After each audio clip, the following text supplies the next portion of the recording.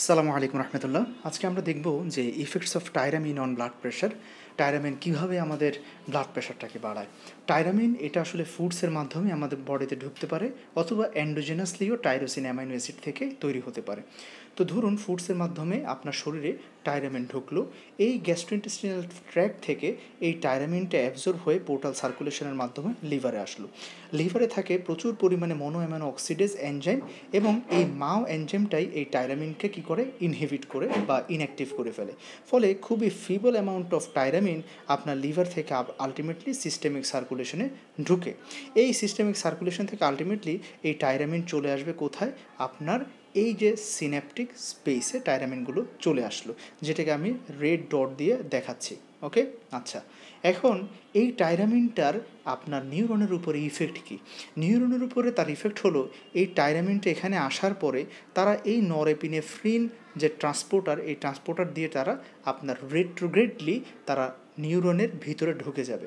ঢুকার পরে তারা কি করবে? এরপরে এই যে মনে করে নিউরনের ভিতরে টাইরামিনটা ঢুকলো এই এখান থেকে, তারপর তারা যেটা করবে, এই যে ভেসিকুলার মেমব্রেন অ্যাসোসিয়েটেড ট্রান্সপোর্টার, এই ট্রান্সপোর্টারটা দিয়ে এই টাইরামিনগুলো তারপরে ঢুকবে ভেসিকলের ভিতরে। এখন ভেসিকলের ভিতরে আগে থেকে ছিল কে? এই যে ব্লু কালার ডট, তারা হচ্ছে নরএপিনেফ্রিন। এখন টাইরামিন এখানে জোরপূর্বক ঢুকে তারা এই নরএপিনেফ্রিনগুলোকে কী করবে? ভেসিকল থেকে বের করে দিবে। ভেসিকল থেকে নরএপিনেফ্রিনগুলো বের হয়ে ওরা নিউরনের সাইটোপ্লাজমে আসবে।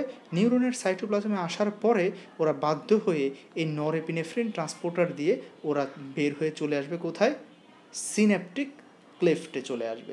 এই যে নরএপিনেফ্রিন ট্রান্সপোর্টারের কাজ ছিল সিন্যাপটিক ক্লেফট থেকে নরএপিনেফ্রিনকে নিউরনের ভিতরে নিয়ে যাওয়া, আর এখন নরএপিনেফ্রিন নিউরনের ভিতর থেকে নিউরনের বাহিরে আসছে।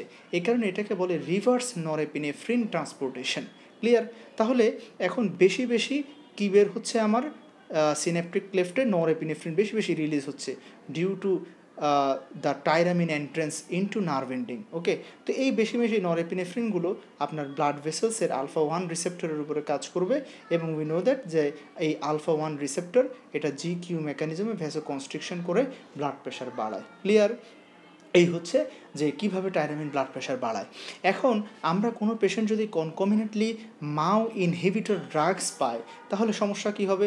দেখেন, লিভারে এই মাও থাকার কারণে ম্যাক্সিমাম ডায়েটারি টাইরামিন লিভারে ইনঅ্যাক্টিভ হয়ে গেছে।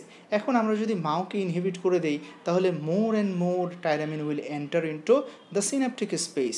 ফলে তারা বেশি বেশি নিউরনে ঢুকবে, ফলে বেশি বেশি রিভার্স ট্রান্সপোর্টেশন অফ নরএপিনেফ্রিন হবে, ফলে তারা বেশি বেশি আলফা 1কে অ্যাক্টিভেশন করবে।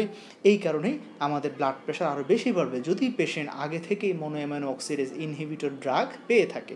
মোরওভার, এই যে টাইরামিন, এই টাইরামিনটা যখন নিউরনের ভিতরে ঢুকে, আমাদের নিউরনের ভিতরে মাইটোকন্ড্রিয়াল মেমব্রেনে অ্যাটাচ থাকে একটা এনজাইম, ওই সেই মাও এনজাইমটাই। তো এই মাও এনজাইম কী করে? এই যে নিউরনের ভিতরে ঢুকা টাইরামিনকে কিছুটা ইনঅ্যাক্টিভ করে ফেলার চেষ্টা করে।